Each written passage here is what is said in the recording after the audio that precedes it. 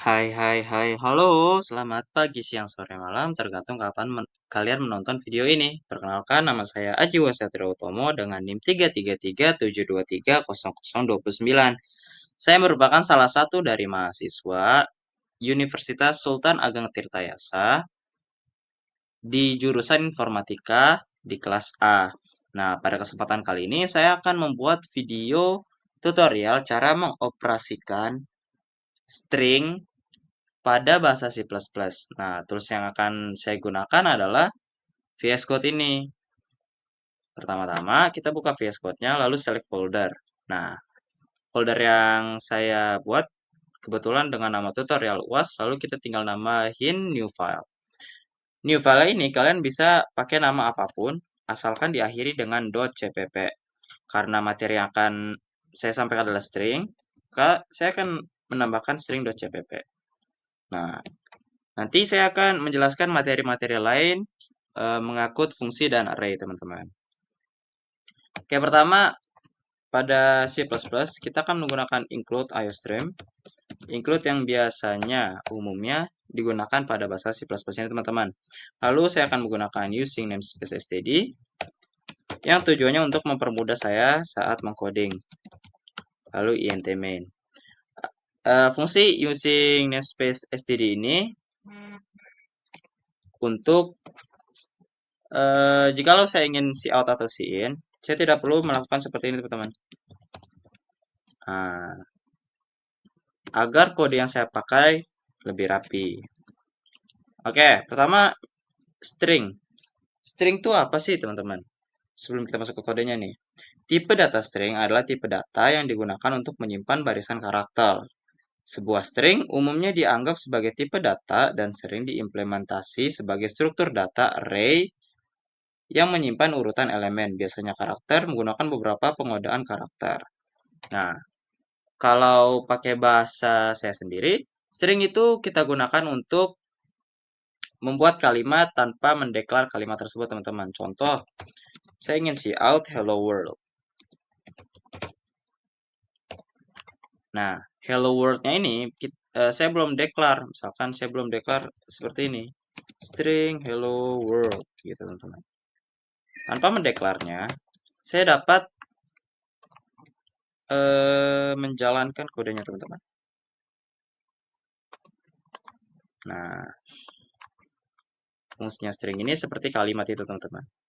Oke, mari kita coba buat program sederhana. Misalkan saya buat string nama sama dengan nama saya sendiri, Aji. Lalu saya cout, saya tampilkan nama kamu adalah nama. Nah, jikalau program ini saya jalankan, maka dia akan mengambil nama Aji ini dan menampilkannya di sini, teman-teman. Tapi bagaimana jika saya nggak mau deklar namanya tuh Aji tanpa deklar nama? Ya, misalkan bisa. Kan saya mau buat nama baru. Saya nggak mau nama saya jadi Aji lagi. Cout, kita tampilkan. Masukkan nama baru kamu. Sin nama. Lalu kita siatkan aja. Siatkan, kita tampilkan. Nama baru kamu adalah nama. Dan jikalau saya jalankan program, akan menjadi seperti ini. Nama kamu adalah Aji. Masukkan nama baru kamu. Misalkan saya mau masukin nama saya jadi Bejo. Nah, nama baru kamu adalah Bejo. Dia tidak mengambil nama string Aji ini lagi, melainkan mengubah string yang sudah kita deklar sama dengan Aji ini dengan nama baru kita. Seperti itu, teman-teman. Misalkan saya ingin menambahkan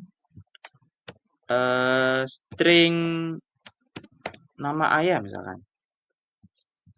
Kita buat string, nama variabelnya ayah. Tutup.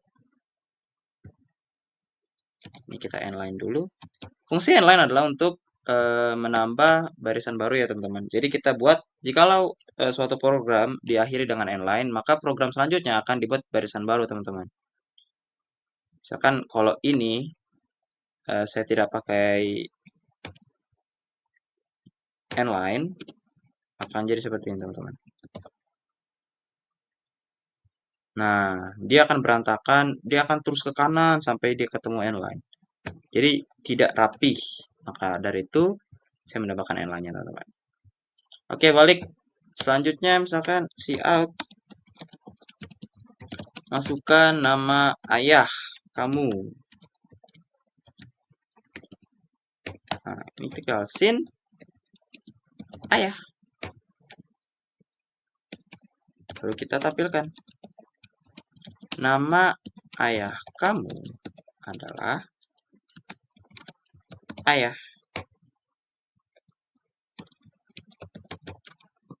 Nah, seperti ini. Jikalau saya jalankan programnya, nama kamu adalah J. Masukkan nama baru kamu, Bejo. Nah, nama kamu adalah Bejo. Masukkan nama ayah kamu. Misalkan Budi. Nah, nama ayah kamu adalah Budi. Tapi misalkan saya mau keluarin nama saya Bejo dengan nama ayah saya bersamaan. Kita tinggal keluarin seperti ini teman-teman. Kita copy, lalu kita pastekan di sini. Nah,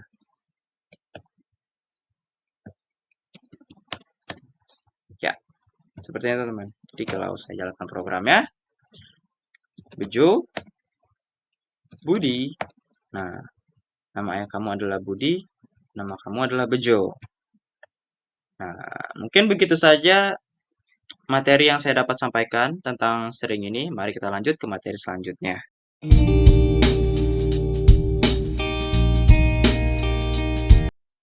Baiklah, setelah materi string, mari kita lanjut ke materi selanjutnya, yaitu materi void tanpa argumen. Kita buat sama seperti tadi, kita tambahkan, misalkan ini namanya apa ya? Fungsi satu deh, coba biar nggak panjang-panjang. .cpp. Oke, void fungsi tanpa argumen adalah void yang ketika dipanggil dia nggak perlu menambahkan argumen di dalam voidnya. Nah, seperti apa tuh? Mari kita jelaskan. Mari saya jelaskan.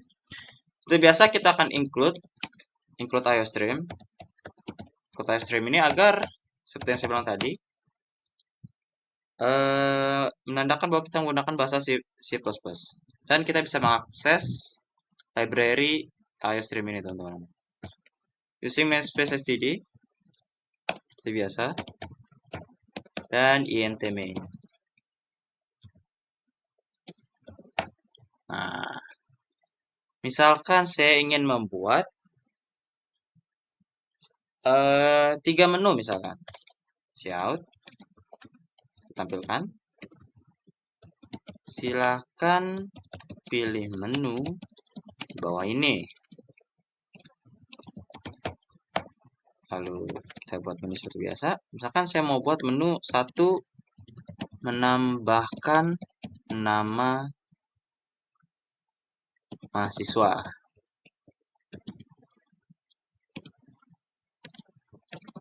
Inline. Lalu yang kedua, menambah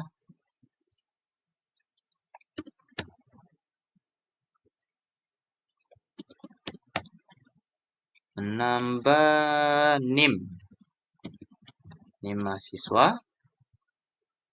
Dan misalkan saya ingin satu lagi menambah apa lagi ya?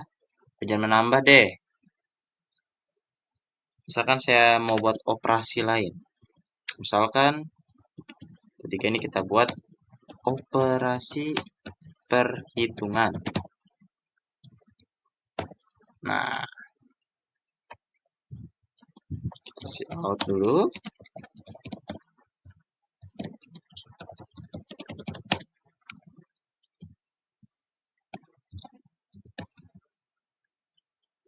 Ini agak rapi ya teman-teman. Sin, kita declare dulu int pilihan. Int ini adalah integer atau bilangan bulat. Jadi kita nggak bisa memasukkan kata atau huruf pada sindiran ini. Lalu kita akan menggunakan if else. If pilihan sama dengan 1, kita akan menjalankan kode ini. Else if pilihan sama dengan 2, maka dia akan menjalankan ini. Lalu else if pilihan sama dengan 3, maka dia akan menjalankan ini. Else kita menggunakan cout. Oh, dia akan menjalankan ini aja. Nah, setelah itu void tanpa fungsi adalah letaknya itu di atas int main, teman-teman. Oke, contoh, misalkan saya mau buat void yang nomor 1, misalkan void 1. Nah, pakai tanda kurung ini. Lalu kita masukkan kodenya di dalam sini, teman-teman. Misalkan kodenya adalah cout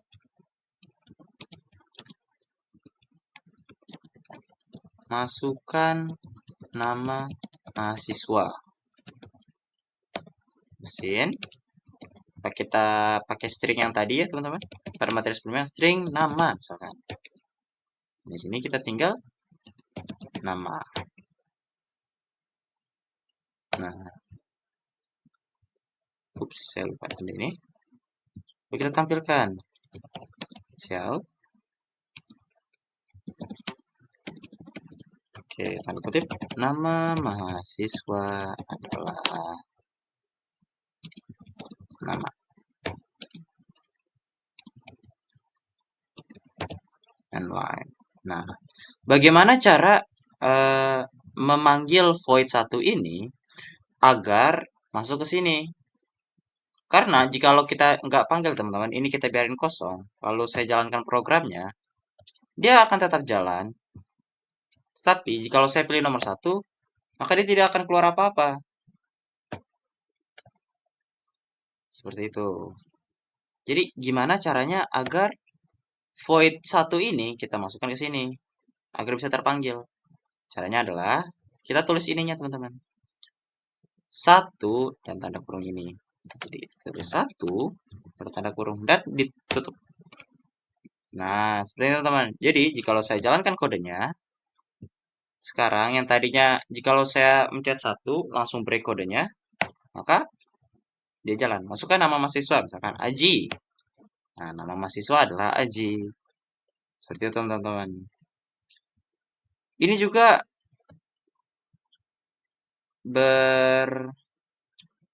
sama konsepnya ya, teman-teman. Sama kayak nomor 2 dan 3. Sekarang kita buat lagi void menambahkan yang mahasiswa. Oke, ini sebenarnya kurang lebih sama. Saya copy saja. Dan saya copy. Void 2 jadinya. String nama. Nah, kali ini saya menggunakan integer atau bilangan bulat. Nah, ini kita ganti name. Ups. Maaf.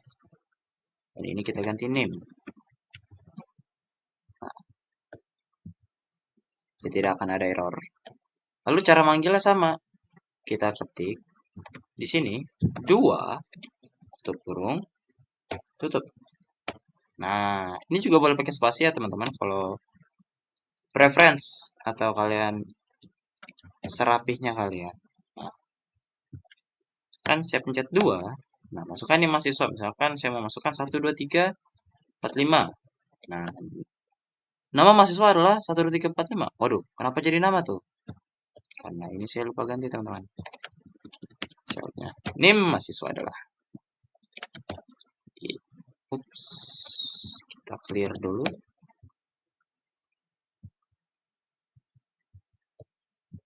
Nah, oke. 2, masukkan mahasiswa 1, 2, 3, 4, 5. Nah, ini mahasiswa adalah 1, 2, 3, 45. Lalu selanjutnya adalah operasi perhitungan. Mari kita coba melakukan void dengan nama void 3 deh. Ya, 1, 2, 3 kita ngurut. Dan namanya ini kalian bebas ya teman-teman. Boleh void perhitungan, atau void tambah, atau bebas. Variabelnya kalian, tanpa menggunakan tanda kutip, kalian bisa melakukannya. Tetapi diakhiri dengan 2 tanda kurung ini teman-teman. Variabelnya bebas. Ini karena kita ada 3 menu, saya menggunakan 1, 2, 3 aja, biar tidak membuat pusing. Nah, misalkan perhitungan apa yang kita mau. Misalkan saya mau penjumlahan A dan B. Oke, berarti saya declare dulu integer A dan integer B. Maka lalu kita cout. Kita minta program menampilkan masukkan nominal A, bilangan bulat A. Kita tutup ini sin A. Lalu cout masukkan bilangan bulat B. Kita sin B. Nah, kita buat satu lagi namanya total misalkan. Lagi-lagi ini kalian bisa pakai apapun. Bedanya string dan integer adalah integer itu dia hanya bisa menginput perhitungan atau bilangan bulat, tapi tidak bisa dengan kata-kata. Kita bisa coba saat voidnya selesai deh teman. Kita bisa coba. Ini total. Kita rumuskan sama dengan misalkan A plus B. Cout. Total adalah, kan totalnya adalah total n line. Nah, misalkan begini ya teman-teman. Terus kita masukkan lagi 3. Nah, aman? Oke, misalkan kita jalankan, maaf. Misalkan 3, bilangan bulatnya kita coba yang benar dulu ya, teman. Misalkan 4 ditambah 19. Nah, total ada 23. Ini bisa ya, teman-teman.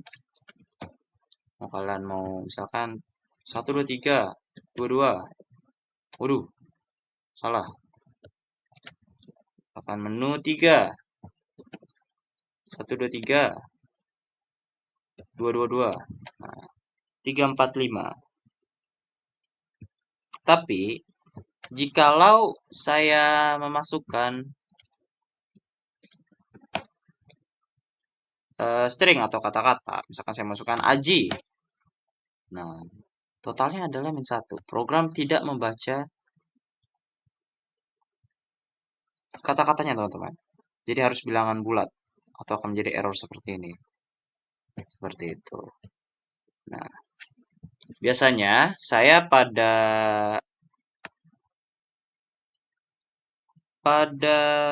tugas-tugas saya sebelumnya yang diberikan, kita melakukan perulangan di sini, teman-teman. Misalkan contoh, saya menggunakan perulangan do while. 3. Nah, oke, kita bisa. Nah, ini kan berantakan ya, teman-teman. Kalian bisa merapikannya kalau di Visual Studio Code itu, kalian klik kanan di yang nggak ada kodenya, lalu format dokumen. Nah, dia akan merubah atau merapihkan kode kalian. Jadi seperti ini, teman-teman. Kenapa saya pakai dual ini? Karena jika misalkan saya mau mengerjakan satu, menambahkan nama mahasiswa, kan Aji. Nah, dia akan menanjakan terus. Selama pilihannya bukan sama dengan 3. Oh, dia jalan. Nah, berarti ada yang error nih.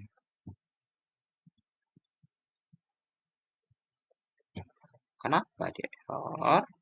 Ya, saya tidak ada. Misalkan kita buat else tuh cout pilihan tidak valid misalkan. Jadi jikalau maaf, saya memilih menu selain tekan 4. Nah, pilihan tidak valid. Seperti itu, teman-teman. Mungkin begitu saja penjelasan dari saya tentang materi void tanpa argumen ini. Mari kita lanjut ke materi selanjutnya.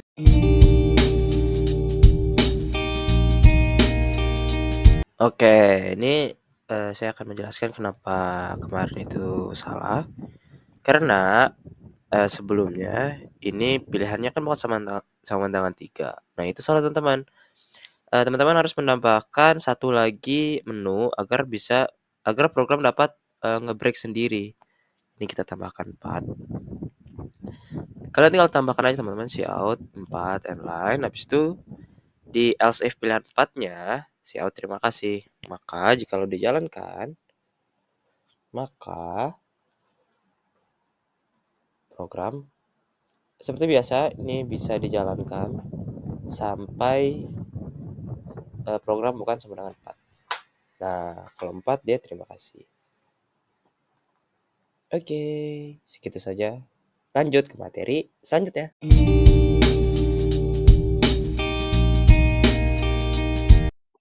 Oke, setelah kita mempelajari void tanpa fungsi dan cara memanggilnya, selanjutnya saya akan mengajarkan cara memakai void yang memakai fungsi atau void yang memakai argumen.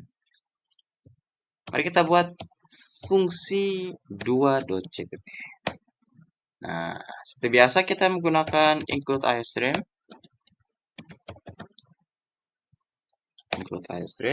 lalu using namespace std,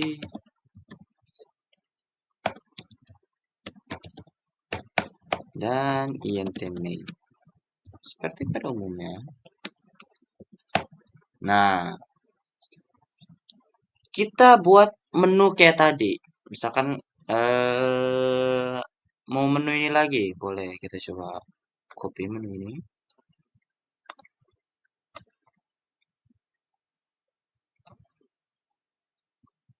Tidak terlalu lama. Waduh.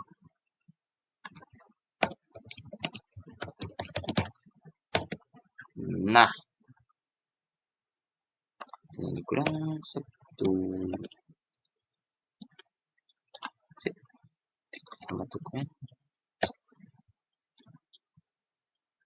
Ini kita hilangkan dulu.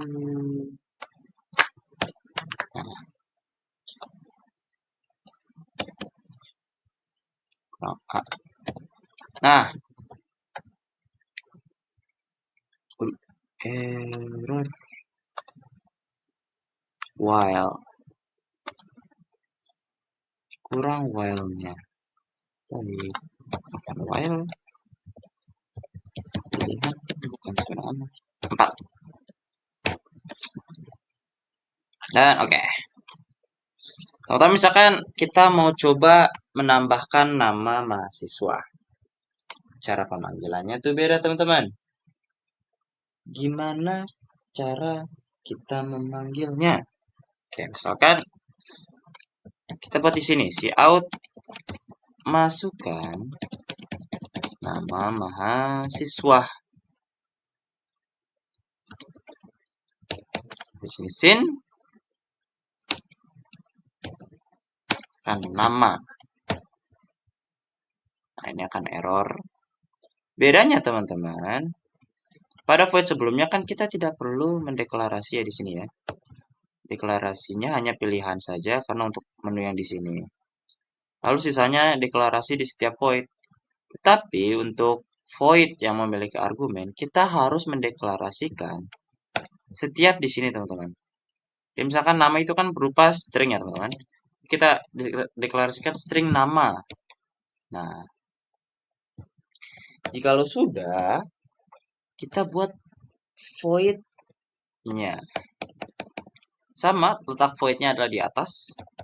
Perbedaannya adalah, misalkan ini kita void 1. Sininya adalah terdapat argumen string nama. Seperti Itu teman-teman. Oke, sekarang kita jalankan kodenya. Sekarang cout nama kamu adalah nama Ben. Nah, seperti ini ya teman-teman. Tetapi perbedaannya adalah nama ini kita akan mendeklarasi nama pada int main ya teman-teman. Namanya ini kita nggak boleh sama pada saat di void ini teman-teman. Jadi ini kita ganti jadi misalkan name dalam bahasa Inggris saja. Ini berubah. Name. Nah, jadi kalau sudah seperti ini, kita panggil satu string name ini ke dalam int main teman-teman. Dengan cara kita panggil satu. Nah, di dalam sini kita tambahkan argumen pada di atasnya teman-teman. Argumennya ini berbentuk apa? Argumennya ini berbentuk string name. Jadi kita tambahkan di sini stringnya nggak usah diikut. Jadi tulis name. Oh, salah. Kita coba. Situ tidak. Oh, error. Di sini kita satu nama. Kenapa kita pakai satu nama, sedangkan kita pada void satu ini kita pakai name, bukan nama. Karena pada int main ini kita deklarasinya itu stringnya nama, teman-teman, bukan stringnya name. Jadi begitu. Jadi jikalau saya jalankan programnya, akan jadi seperti ini. Oke, kita satu, masukkan nama mahasiswa misalkan Aji. Nah, nama kamu adalah Aji. Nah, ini terjadi karena saya kurang menambahkan n pada sini, teman-teman. Jadi, bagaimana jika saya pengen ngubah namanya? Nama saya Aji, pengen saya ubah, tetapi saya pengen ubahnya di sini. Bisa nggak, teman-teman? Oke, mari kita coba. Cout, masukkan nama baru.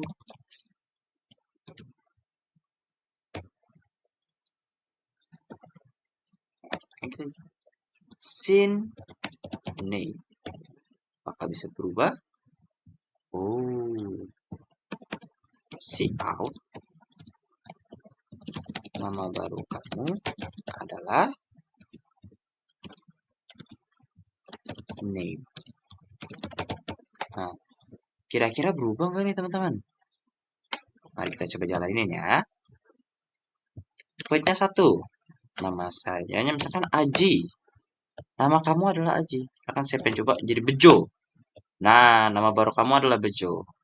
Jadi seperti itu ya teman-teman. Walaupun kita di int main-nya memasukkan nama, lalu pada void string name ini kita tampilkan namanya siapa. Tapi saya pengen ubah lagi di sini. Namanya ini pengen saya ubah jadi nama lain gitu loh. Ini juga bisa ditambahkan ya teman-teman sesuka kalian. Misalkan saya mau nambahkan hobi gitu. Di sini bisa, atau bisa menambahkan, saya menambahkan name di sini bisa. Jadi kita coba ya teman-teman. Misalkan mencoba sekarang ya. Nanti dulu deh, kita selesaikan programnya dulu. Dan void 2. Void 2 itu apa? Menambahkan name mahasiswa. Name itu berupa integer. Berarti kita coba integer karena tidak boleh sama. Nah, kita ubah jadi seperti ini. Lalu kita tambahkan pada else if pilihan kedua. Jadi kita misalkan cout, masukkan name mahasiswa. Nah, sin name. Error karena di sini kita belum deklarasi name-nya. Coba. Nah, kalau udah deklarasi name-nya, kita udah bisa jalan nih, teman-teman. Tapi void yang kedua itu belum kita masukkan. Jadi misalkan kita mau buat tampilkan. Jadi cout NIM kamu adalah di sini NIM mahasiswa. Nah, jadi misalkan 1, 2. NIM mahasiswa saya itu 1, 2, 3, 4, 5. Nah, loh, dia tidak keluar. Kenapa tuh kira-kira teman-teman? Ada yang bisa jawab nggak? Hehehe. Karena di sininya harus memakai ini. Oh, error. Oke, kita lihat teman-teman. String name. Kita harus ini name mahasiswa.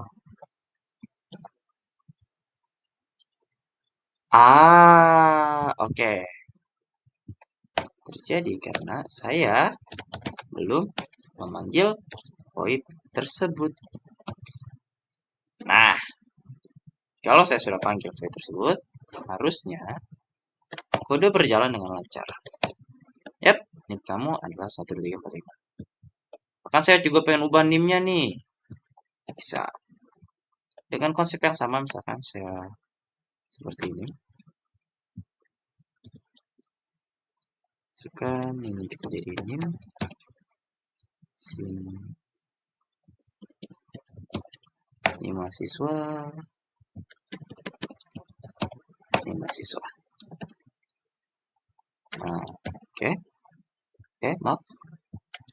Kalau saya jalankan program, nah, kan 2, 2, 3, 4, 5. Nah, aku pengen masukkan NIM baru, 5, 4, 3, 2, 1. NIM baru kamu adalah 5, 4, 3, 2, 1. Seperti itu, teman-teman. Jikalau saya ingin menambahkan hobi, gimana?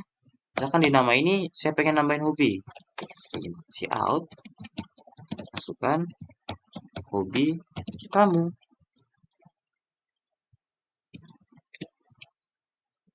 Oh, tidak bisa. Kita buat void ini aja biar rapi. Buat void baru. Void 1, 1. Nah. Ini cout. Masukkan hobi kamu.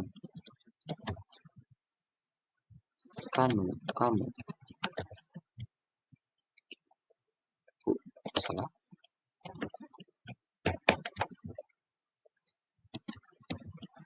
Kita kenapa enggak void hobi aja ya? Waduh, sebentar. Ini saya coba. Hobi. Hobi. M.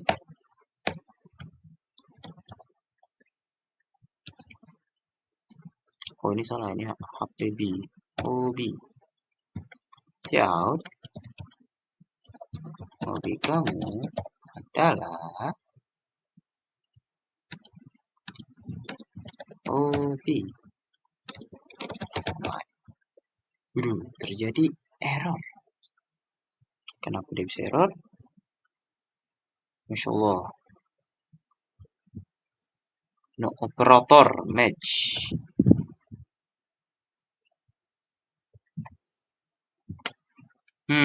Kenapa ini kira-kira teman-teman?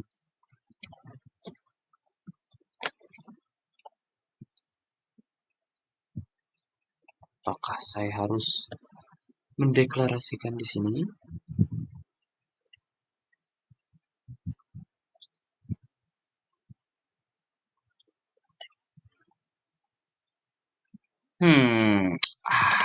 Betul sekali. Hobinya belum dideklarasikan. Jadi, misalkan saya pengen masukkan void hobi ini ke dalam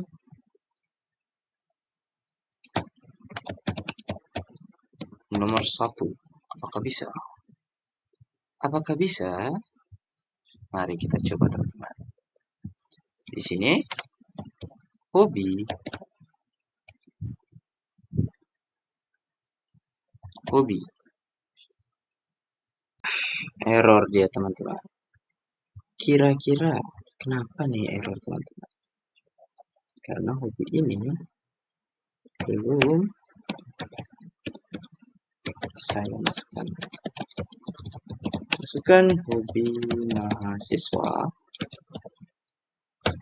Lalu sim hobi. Dan kalian bisa lihat ini kalau di VS Code ada fitur warnanya. Hobi ini warnanya biru, sedangkan satu dan di dalamnya ini void ini warnanya kuning. Berarti ini kita nggak boleh sama. Artinya misalkan saya ganti jadi hobi pakai Y. Yang ini kita tinggal ganti hobi pakai Y. Lalu ini harusnya saya karena udah di bawah saya tidak perlukan lagi, jadi angkat saja. Nah, seperti ini. Jadi seharusnya jikalau saya menjalankan programnya, satu Aji nama baru, Adi nama baru Aji, hobi mahasiswa adalah misalkan game. Nah, hobi kamu adalah game. Jadi itu teman-teman. Oke, baik kita lanjut ke pilihan ketiga mungkin ya. Perhitungan kita buat yang simple-simple aja, nggak usah yang susah-susah. Ini void 3. Void 3 itu berarti integer hitung misalkan. Nah, kita buat dulu di sini teman-teman. Declare int a, b dan total.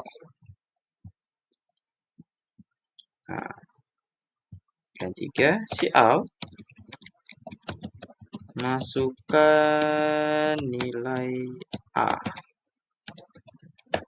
sin a. Cout, ups lupa tanda kurung, masukkan nilai b sin b. Nah, ya kita di sini tinggal total. Tinggal kita bawa cout aja. Kita buat di sini total sama dengan misalkan a kalikan b. Lalu kita panggil cout, totalnya adalah total. Ini hitung kali ya.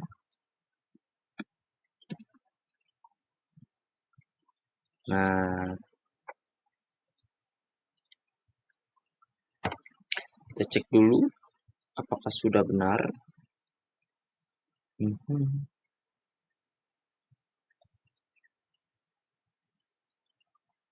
Ini kita tinggal kita panggil 3 hitung.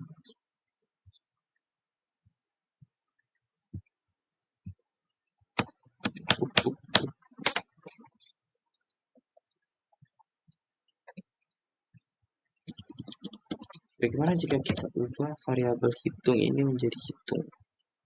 Kita ubah dari total menjadi hitung. Apa yang akan terjadi teman-teman? Nah, oke, panggil 3 hitung. Nah, coba 3 akan 2 3. Nah, totalnya adalah 6. Saya lupa n line di atas pasti. Yep. N line. Oke, kalau saya jalankan lagi 3 4 7 totalnya adalah 28. Misalkan saya mau ubah jadi pertambahan, ini tinggal kita ganti, dipasangkan plus, di nilai A misalkan 100, 1009, bilang 3 kali, salah. Masukkan. Ini 1, kok 1, salah. Saya menu ketiga, nilai A itu 109, yaitu 450. Nah, kita keluar. Misalkan saya mau ubah jadi pengurangan, tinggal ubah jadi minus. Tinggal kita ubah tandanya saja, teman-teman. Misalkan ini 999 kurang 888. Nah, seperti itu, teman-teman. Jadi, perbedaannya antara void tanpa argumen dan void memiliki argumen adalah di sini ya, teman-teman ya. Void tanpa argumen dia kosong, tanpa ada apapun. Sedangkan void yang memiliki argumen di sini ada string atau integer atau float atau double tergantung apa yang diperlukan, lalu nama variabelnya. Dan nama variabelnya ini tidak boleh sama sama yang ada di int main ini, teman-teman. Jika lo sama, maka yang akan terjadi adalah error pada hobi saya tadi, teman-teman. Itu karena hobinya ini sama dengan nama voidnya. Oke, mungkin segitu saja untuk materi fungsi dengan argumen. Mari kita lanjut ke materi selanjutnya.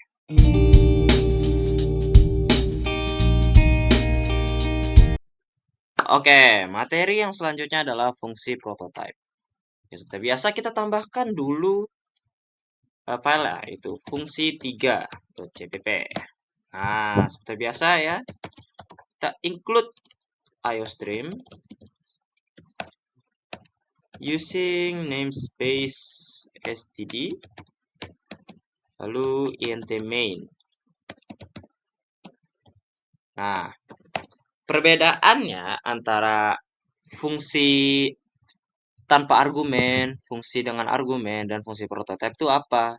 Kan udah dijelaskan pada materi sebelumnya tuh fungsi tanpa argumen dan fungsi dengan argumen adalah di dalam sininya. Tetapi bagaimana dengan fungsi prototype? Nah, fungsi prototype sama. Kita membutuhkan deklarasi fungsi di atas. Tapi yang membedakan adalah nanti kita akan mendeklarasi atau ada rumusnya itu pada bagian bawahnya. Nah, karena ini cukup lumayan rumit, maka dari itu saya akan membuat dari 3 menu ini saya ambil satu aja. Nih, dari menu ini yang menambahkan nama, menambahkan name, operasi perhitungan. Nah, saya akan coba menambahkan satu aja, karena pada fungsi prototype ini akan sangat terlihat jikalau kita melakukan integer, maka saya akan mengambil fungsi yang ketiga, yaitu perhitungan. Oke, jadi misalkan saya declare int a, b, c, dan totalnya. Seperti biasa kita cout mereka semua. Cout, masukkan nilai a.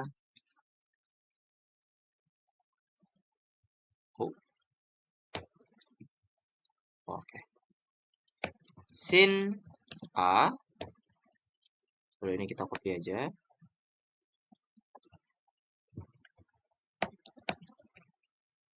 Ini kita ganti jadi b.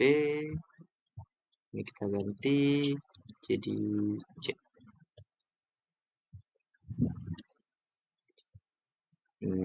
Nah, setelah itu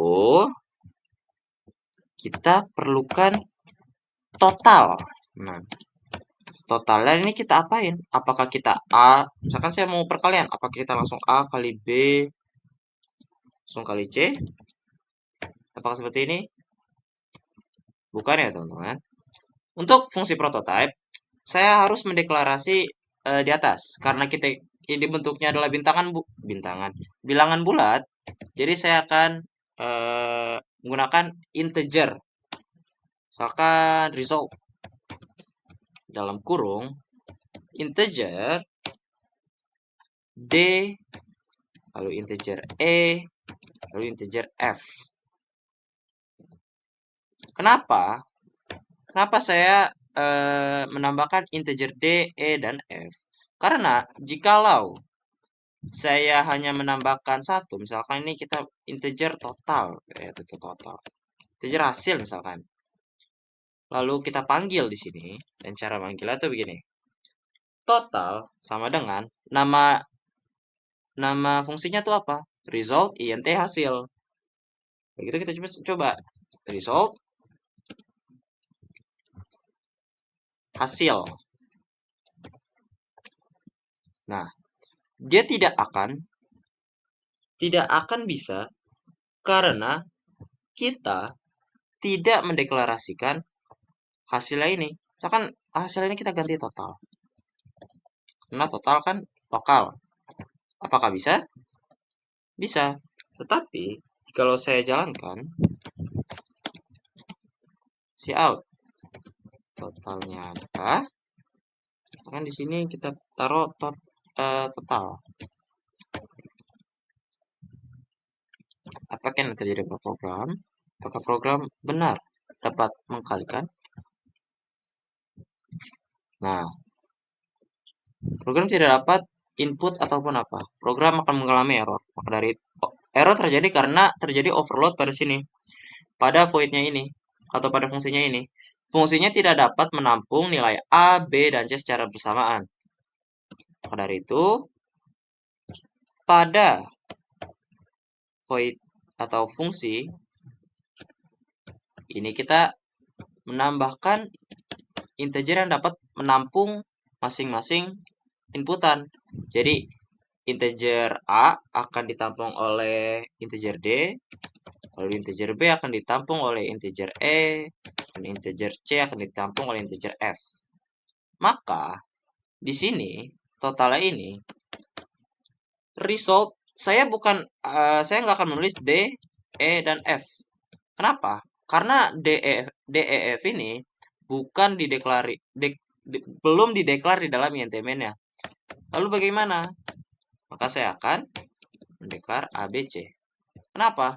Karena result ini merupakan fungsinya yang sudah menampung int DEF, yaitu menampung nilai A, B, dan C, maka otomatis inputan dari A, B, dan C ini akan diterima oleh DEF ini. Lalu bagaimana untuk perhitungannya?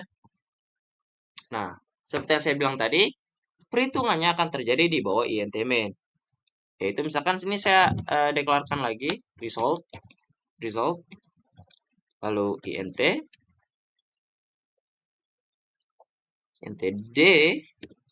seperti yang di atas ya, int E, lalu int F.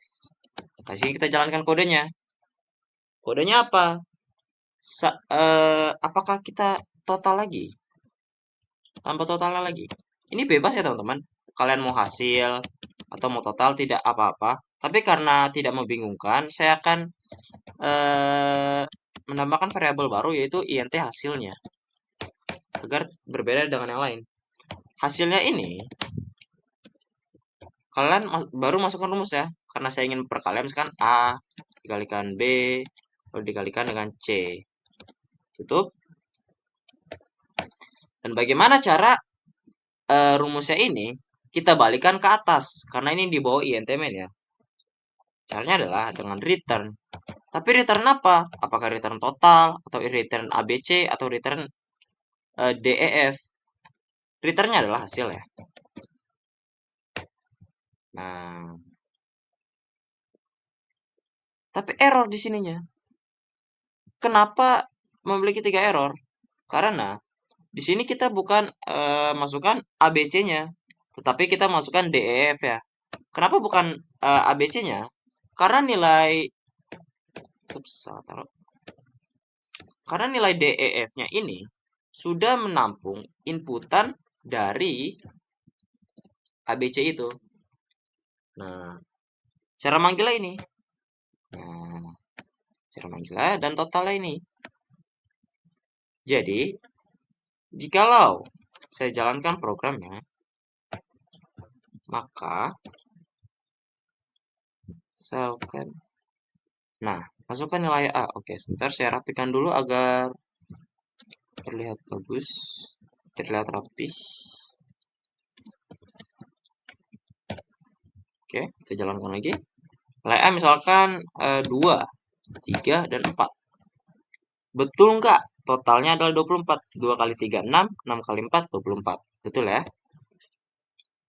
Ini, nah. Oke, coba lagi dengan angka lain. Misalkan angka yang lebih tinggi. 9, 10, 10, 900. 9 kali 10, 90. 90 kali 10, 900. Itu ya teman-teman. Nah, perbedaannya bisa dilihat ya. Ini adalah fungsi void tanpa argumen.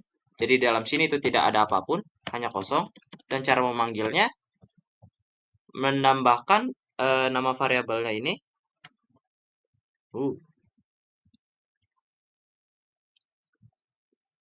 Nambahkan nama variabelnya ini di int main.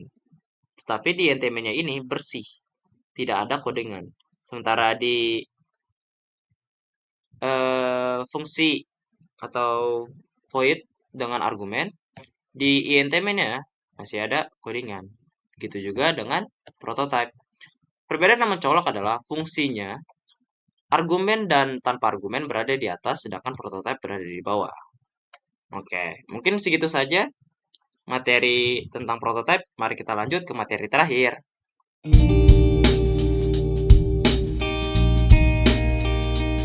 Oke, kita masuk ke materi yang terakhir, yaitu materi array 1 dimensi, 2 dimensi, dan 3 dimensi.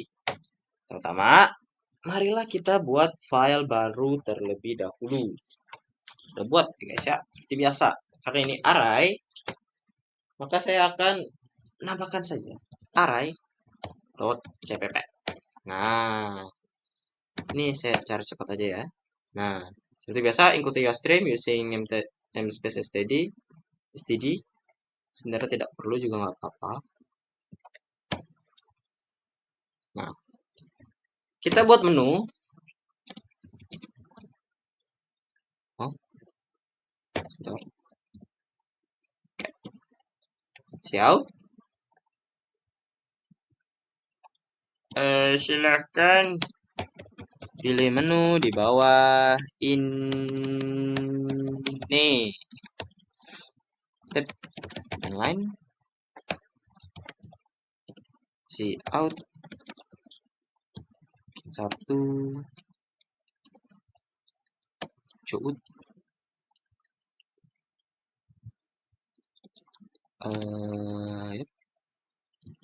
array 1 dimensi inline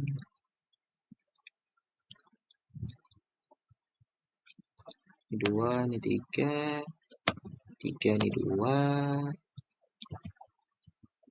si out silakan pilih menu 1, 2, 3, 4. Oke, si out dulu keluar line kita declare int pilihan, kita lakukan sin pilihan sama seperti sebelumnya. Karena sebelumnya saya sudah memakai error. Sebelumnya saya sudah memakai switch if else. Kali ini saya akan menggunakan switch. Kita akan switch pilihannya menjadi, ini akan berubah menjadi 1 ya guys ya. Akan berubah menjadi 1 teman-teman. 1. Lalu ini kita copy aja. Karena ada 4 menu berarti 4 case.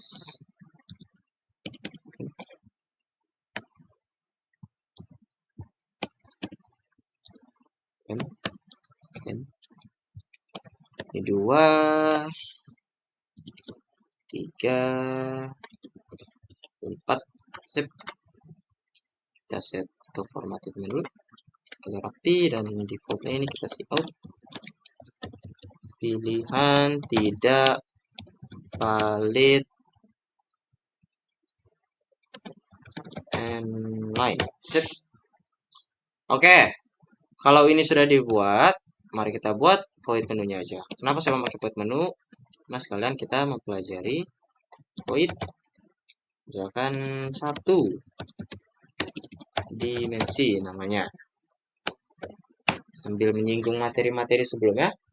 Dan pertama yang dilakukan adalah kita mendeklar berapa banyak jumlah array yang kita mau. Misalkan kita declare dengan cara const int size sama dengan berapa. Misalkan 2 atau 3 atau 4, 5 atau 10 atau 200 bebas. Tapi karena ini eh, video tutorial singkat aja, kita buat 5 aja agar gampang. Lalu kita declarekan int array size dalam kurung size agar dalam int array-nya ini size-nya akan mengikut menjadi 5. Setelah itu kita cout, masukkan elemen array satu dimensi inline. Setelah cout, biasanya saya akan melakukan int, tetapi pada array ini kita akan melakukan for terlebih dahulu. Selama perulangan ya, for int i sama dengan 0, i lebih kecil daripada size, spasi, grafik, maka i diinkremenkan atau i++. Setelah melakukan perulangan, kita cout elemen ke strip.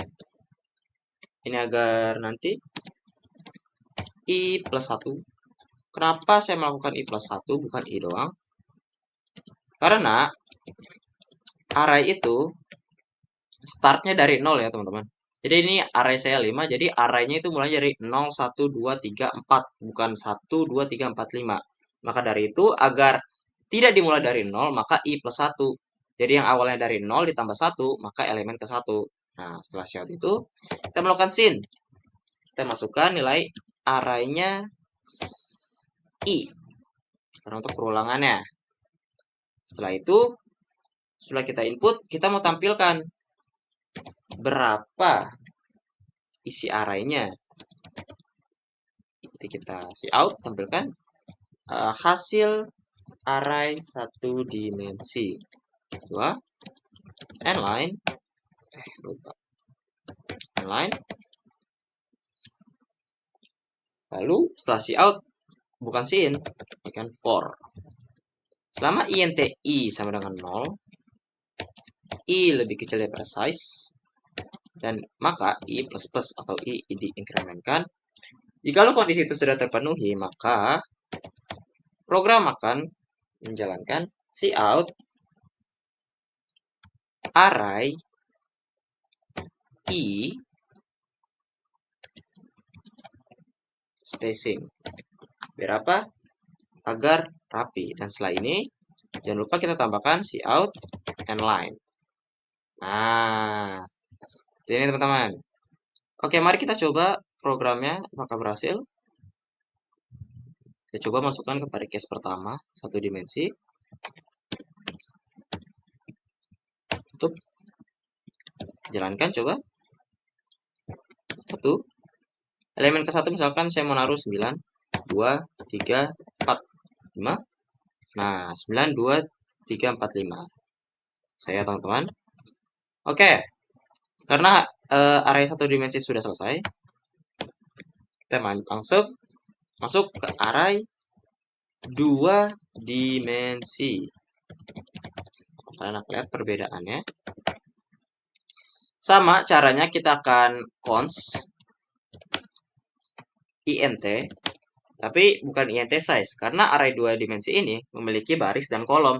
Maka dari itu kita harus mendeklar dua-duanya, berapa jumlah baris yang kita inginkan dan berapa jumlah kolom yang kita inginkan. Misalkan baris sama dengan, kan saya maunya 3 aja agar nggak terlalu panjang. Jadi total nanti ada 9, 3 kali 3. Ini const int kolom sama dengan 3 juga. Lalu kita declare array-nya int array, bukan size tetapi baris. baris, dan juga kolom. Nah, kalau arraynya sudah dideklar, maka kita melakukan proses yang sama seperti di atas. Kita melakukan cout. Oke, ini saya gini dulu. Cout. Masukkan elemen array 2 dimensi. N-line, jangan lupa.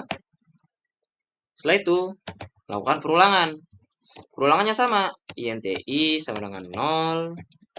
I lebih kecil daripada, oh ini bukan 0.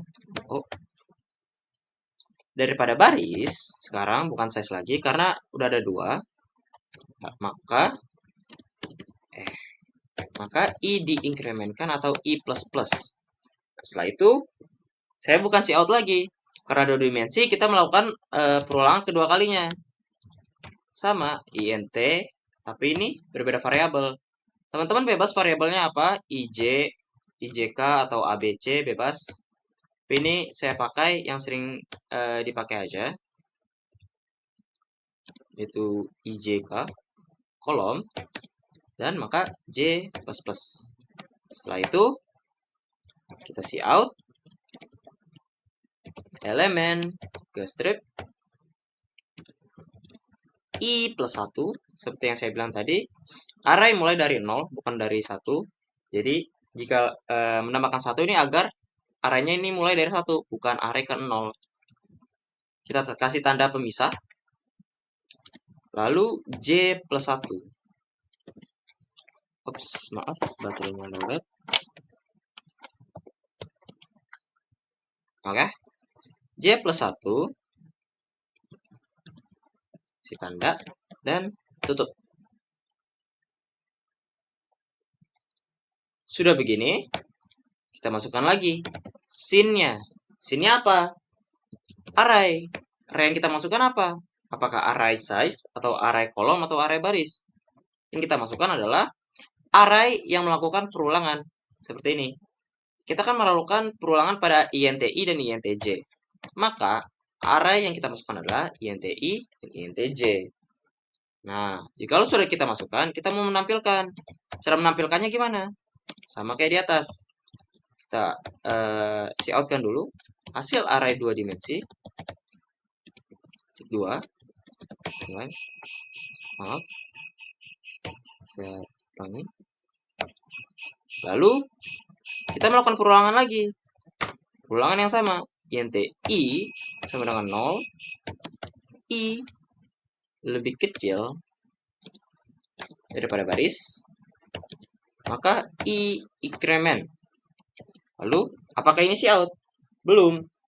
Kita melakukan for lagi. Karena ini array 2 dimensi. Perulangannya sama seperti di atas. J sama dengan 0. J lebih kecil daripada kolom. Maka J++. Nah, setelah melakukan ini, kita cout-kan hasilnya. Cout. Cout apa? Cout array. Cout array I dan array J. Dan jangan lupa di sini teman-teman, di bawah for-nya ini krusial. Hati-hati. Banyak orang yang sering lupa. Di bawah for kedua ini, kalian harus cout and line. Kenapa? Akan saya tunjukkan jikalau itu tidak dipakai cout and line ya. Kita copy dulu, kita coba jalankan. Kita coba jalankan kode yang benar ya teman-teman. Nah, kita coba 2 dimensi. Satu-satu misalkan 1, 2, 3, 4, 5, 6, 7, 8, 9. Nah, dia akan menjadi seperti ini. Ini yang memakai n-line ya teman-teman. Jikalau n-line ini saya hapus, apakah hasilnya akan sama? Saya komenkan itu teman-teman. Saya save, kita jalankan program. Iya.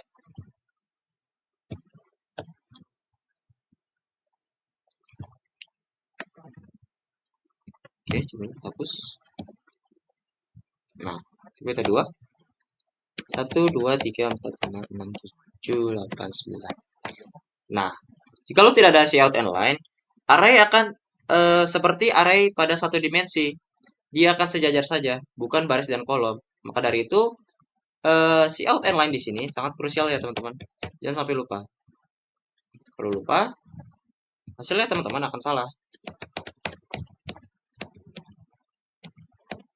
Hasilnya dia akan seperti ini. Oke, kita sudah 2 dimensi dan 3 dimensi. Nah, gimana dengan 3 dimensi? Kita buat lagi void-nya. Void 3 dimensi. Jalankan. Lagi-lagi apa yang kita butuhkan? Cons. Cons apa?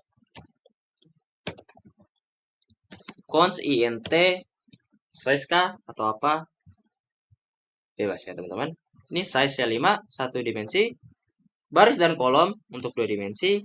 Dan int-nya ini adalah x. Sama dengan berapa? Misalkan saya coba, agar tidak terlalu panjang, saya makin menurunkan. Misalkan saya coba 2 aja. Cons sama int y sama dengan 2. Cons int z sama dengan 2. Bagi teman-teman yang SMA pasti familiar dengan XYZ ini. Apa? Seperti XYZ ini kalau di SMA ya teman-teman, itu seperti diagram XYZ. X-nya itu panjang, Y-nya itu lebar, Z-nya itu kedalaman.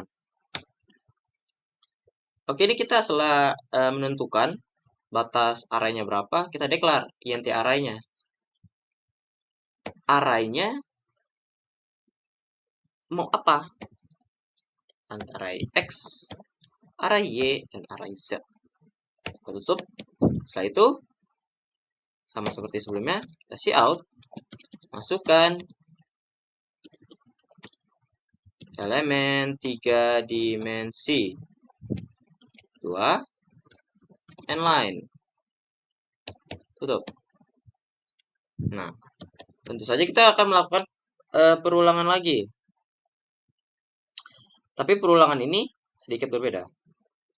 For int i sama dengan 0, i lebih kecil daripada apa teman-teman? Tebak.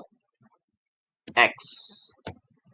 Karena ini yang pertama ya, perulangan pertama itu X, Y, Z, jadi sesuai urut. Maka I++, selama kondisi ini terpenuhi, selama kondisi I sama dengan 0, I lebih kecil daripada X, dan I lebih kecil dari X, maka I-nya akan bertambah atau diinkremenkan. Lalu kita akan melakukan for kedua, perulangan kedua, seperti yang 2 dimensi. Int j sama dengan 0, lalu j lebih kecil daripada y, sesuai urutan, maka j++. Jikalau j sama dengan 0, dan j lebih kecil daripada y, maka j bertambah. Akan terjadi perulangan jikalau kondisi tersebut terpenuhi. Lalu kita melakukan perulangan yang ketiga. Karena ini adalah 3 dimensi, kita perlu kedalaman. Jadi panjang, lebar, dan kedalaman. Pakai int apa? Int k. Lagi-lagi kalian bisa bebas berkreasi asalkan kalian paham ya dengan apa yang kalian kerjakan, agar tidak membuat diri kalian sendiri bingung. Normalnya biasanya dipakai IJK. Oke, setelah kita melakukan 3 kali perulangan, setelah 3 kondisi itu terpenuhi, maka kita akan melakukan cout. Seperti yang di atas ya. Cout elemen ke strip. Nah, ini I+1, lalu kita kasih tanda pemisah, J+1, kita kasih pemisah lagi, dan K+1. Tanda ini, ini, dalam kurung. Lalu kita sin, kita masukkan jumlah arraynya gimana? Betul. Arraynya adalah array X, array Y, dan array Z. Oh, ini salah. Yep. Array Z. Nah, jikalau sudah begini, kita tinggal menampilkannya saja. Bagaimana cara menampilkannya? Sama seperti di atas. Kita see out dulu. Hasil dari apa tuh yang di atas? Kita lihat array hasil array 3 dimensi. Ini n-line, jangan dilupakan. Tutup. Setelah itu kita akan melakukan perulangan lagi. Perulangannya ini betul. Sebanyak 3 kali. Int i sama dengan 0. I lebih kecil daripada X. Maka i plus plus. Lalu perulangan kedua for int j sama dengan 0. J lebih kecil daripada Y. J plus plus. Dan perulangan yang ketiga for int k sama dengan 0. K lebih kecil daripada Z. KK plus plus. Lalu kita see out. See outnya apa? Array I, array J, dan array K. Tutup. Dan jangan lupa ya, lagi-lagi di sini krusial, sama seperti yang di 2 dimensi. Setelah setiap for, kalian see out and line. Ini setelah for K, int K, lalu setelah for J, int J, and line. Nah, ini kita buat void keluar dulu aja. Kita program see out, terima kasih. Line. Oke, 3 dimensi. Kita copy ini dan kita masukkan ke dalam int main-nya. Masukkan, lalu kita tutup. Dan kode ini kita juga masukkan sekalian. Keluar. Void. Tutup. Nah, oke. Mari kita coba jalankan kodenya yang ketiga. 3 dimensi, 1, 1, 1, misalkan 1, 2, 3, 4. Nah, akan menjadi seperti ini, teman-teman. Akan error. Kenapa tuh errornya tiba-tiba? Sebelumnya program error ya. Saya melakukan ketidaktelitian, misalkan kita masukkan, maka dia akan begini. Kenapa? Karena saya masukkannya scene arraynya itu XYZ bukan IJK. Kenapa dia akan error? Karena yang melakukan perulangan adalah IJK ya. For INTI, for INTJ, dan for INTK. Bukan XYZ ya teman-teman. Oke, dengan begini harusnya sudah benar ya. Itu 1, salah harusnya 2, 2, 3, 4, 4. Oh, sepertinya ada terjadi kesalahan lagi. Sebentar, kita coba perhatikan di mana kesalahannya. Menemukan ini sebenarnya bukan salah ya teman-teman. Saya tadi mengganti arraynya ini menjadi 3, yang awalnya 2. Misalkan kalau kita masukkan 2, yang kita masukkan 1, 2, 3, 4, 5, 6, 7, 8, 3. Nah, dia kan tetap 2, tapi kan 3 dimensi ya. Jadi ini kayaknya terlalu kurang. Jadi kayaknya harusnya minimal 3. Jadi kalau dijalankan harusnya satu titik random aja nggak apa-apa ya sekali ya 25.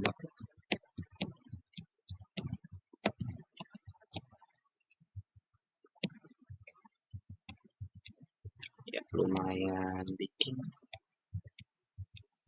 Nah, hasil akan seperti ini ya teman-teman. Dia akan menjadi 3 dimensi dengan ada gap di sini.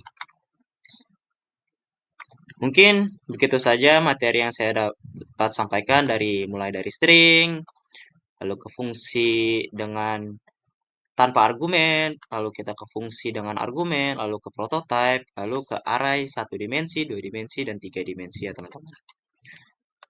Oke, itu saja yang dapat saya sampaikan. Kurang lebihnya mohon maaf. Sampai jumpa di video tutorial yang berikutnya. Saya akhiri. Wassalamualaikum warahmatullahi wabarakatuh.